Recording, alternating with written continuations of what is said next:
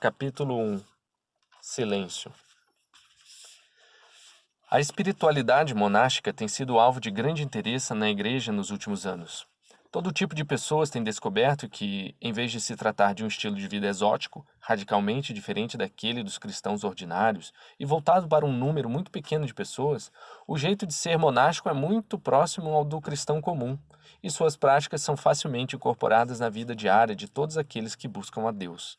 Naturalmente, estas precisam ser adaptadas às circunstâncias de cada pessoa em particular, mas a adaptação às necessidades particulares é um princípio monástico tão antigo quanto os padres do deserto do século IV. A primeira das práticas sobre as quais gostaria de refletir é o silêncio. Minha escolha talvez se deva ao fato de que o silêncio monástico é uma das coisas que mais chamam a atenção daqueles que visitam o mosteiro ou que vêm para fazer um retiro de vários dias. O retirante fica impressionado com a ausência de som, com os espaços abertos, com o estranho fenômeno de um grupo de monges que ele vê trabalhando junto, mas sem conversar. Outra razão para minha escolha é o desejo de desfazer a concepção errônea de que monges nunca falam, nunca, ou que eles professam um voto de silêncio. Monges falam, às vezes, mais do que devem, e seu compromisso de limitar sua fala, São Bento usa a palavra taciturnidade, uma inclinação a não falar em sua regra, em vez de silêncio, não brota de um compromisso exterior, mas de uma intuição confirmada pela experiência. Que intuição é essa? Nós poderíamos descrevê-la da seguinte forma: bem-aventurados os silenciosos, pois eles ouvirão a Deus. É isso que o monge busca ao restringir sua fala. Ele quer ouvir a voz do seu Criador. Num dado momento, ele mesmo visitava ou fazia um retiro no mosteiro. Ou era um alpinista solitário ou um paciente sozinho num quarto de hospital. E naquele momento, quando por um breve período sua voz cessou de dominar a atmosfera, em vez de experimentar um vazio neutro, ele ouviu alguém. Será que ele escutou palavras humanas? Muito provavelmente não, embora às vezes Deus faça sentir sua presença no embrulho da fala humana. Ele ouviu que alguém estava ali, e pela alegria, amor, admiração que essa escuta, entre aspas, causou, sabia que esse, entre aspas, alguém era Deus. Santa Teresa d'Ávila compara a primeira experiência da escuta da voz sem palavras de Deus à de um pastor distante tocando uma encantadora melodia com sua flauta. É o início da contemplação, o primeiro pré-choque. E ela diz que uma vez que a pessoa teve o privilégio de capturar um pouco desta melodia, de, abre aspas, beber dessa água, fecha aspas, como diz num jogo de metáforas, a única coisa que deseja é continuar escutando, continuar bebendo. Pode ser que a santa foi inspirada pelo grande Santo Agostinho, a quem admirava muito e que comparava a experiência de Deus nessa vida à escuta da música arrebatadora de um órgão, através de uma porta semiaberta. Um pouquinho da melodia do céu que encontrou o seu caminho para a terra, para os ouvidos de uma pessoa de oração. Não seria errado dizer que, com frequência, é exatamente esse tipo de encontro que atrai as pessoas para a vocação monástica. Elas ouviram Deus certa vez e sua reação espontânea é: bis!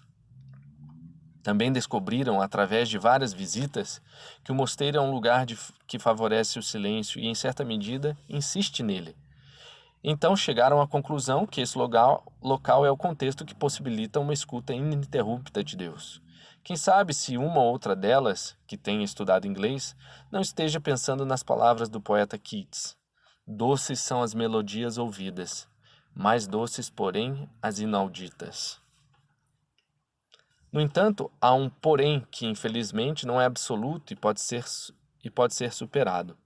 O porém é a descoberta de que o barulho que impede a experiência da escuta de Deus se deriva, em sua maior parte, não dos sons da cidade, dos próprios colegas ou mesmo da voz humana, mas sim aquele incessante da própria orquestra interior. Paradoxalmente, à medida que o jovem monge entra no ritmo mais quieto da comunidade monástica, torna-se dolorosamente consciente do fato de que ele mesmo está sempre falando a si mesmo, sobre o que gosta, sobre o que não gosta, quais são suas necessidades pessoais, as limitações espirituais e humanas dos outros membros de sua comunidade. Pobre jovem monge, ele entrou para o mosteiro esperando um diálogo ininterrupto entre Deus e si mesmo. Sua voz seria a voz silenciosa de seu desejo de Deus. A voz dele seria a voz silenciosa do cumprimento de todos os seus desejos. Ao contrário, o monge exteriormente silencioso se depara com um monólogo incontrolável. Interiormente descobre, ele interiormente descobre, ele fala, fala e fala. Ninguém consegue pará-lo, muito menos ele. E agora, fazer o quê?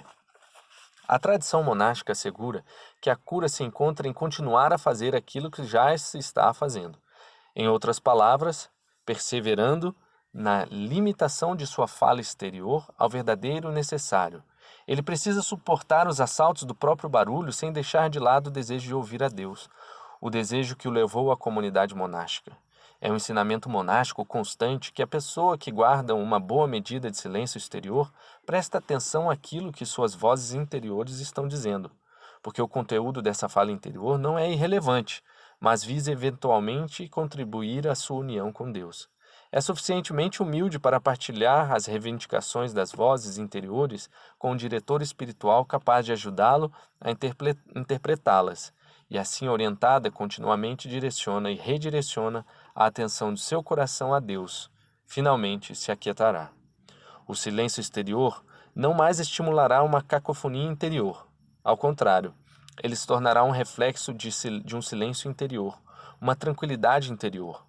O silêncio exterior não mais será um meio para atingir a harmonia interior e a graça de escutar a Deus falar, mas o eco do silêncio interior, o qual será o ambiente, o lugar da voz de Deus. Este é, segundo os grandes autores monásticos, o tempo maravilhoso, quando o ser humano caminha habitualmente com Deus no jardim do paraíso em comunicação total, sem palavras. O silêncio, entre aspas, diz o grande escritor monástico ortodoxo Isaac de Nínive, é a linguagem do mundo vindouro. Ainda veremos muitas vezes ao longo desse livro que a vida monástica se esforça por ser uma antecipação do mundo vindouro. O silêncio é uma dessas grandes antecipações. No silêncio do mosteiro, dos lábios e dos pensamentos e desejos, o monge encontra uma comunhão perpétua com Deus, que ele almejava tão intensamente e provavelmente por longo período de tempo. O que ele diz agora? Repete constantemente em seu coração a frase do jovem profeta Samuel, em seu primeiro encontro com o Deus vivo. Abre aspas. Fala, Senhor, que o teu servo escuta. Confira 1 Samuel, capítulo 3, versículo 10. Espero que essas ideias tenham estimulado ou favorecido um desejo que já existia no coração do leitor. Sabemos, como cristãos, que somos feitos para a comunhão com Deus, ver sua face e ouvir sua voz. Muitos de vocês passaram por longo tipo de experiência da escuta de Deus que fala sem palavras, do Deus que simplesmente com seu ser diz, eu sou. Não é de se esperar que tal experiência ocorra somente uma vez na vida. Ao contrário, espera-se que cresça e se expanda, até que inclua a totalidade de nossa existência. A prática do silêncio exterior é um caminho para esta comunhão contínua. Ela não precisa ser vivida tão intensamente quanto dentro do mosteiro. Talvez não seja possível, mas escolhas podem ser feitas a respeito da televisão, computador, telefone, conversas desnecessárias. Você pode cavar pequenos espaços de silêncio no seu cotidiano, dedicados à escuta de Deus, à espera de que Ele fale. Muito provavelmente tal dedicação terá seu lado doloroso, como na vida do monge, o encontro com a dissonância interior, o conflito dos impulsos e aspirações discordantes dentro de nós mesmos. Como sempre, o caminho da sabedoria consiste em preservar num espírito de fé. Como sempre, o caminho da sabedoria consiste em perseverar num espírito de fé. Do outro lado do ruído e dos conflitos interiores estão as melodias inauditas que Deus toca em sua flauta de pastor, à espera de serem ouvidas.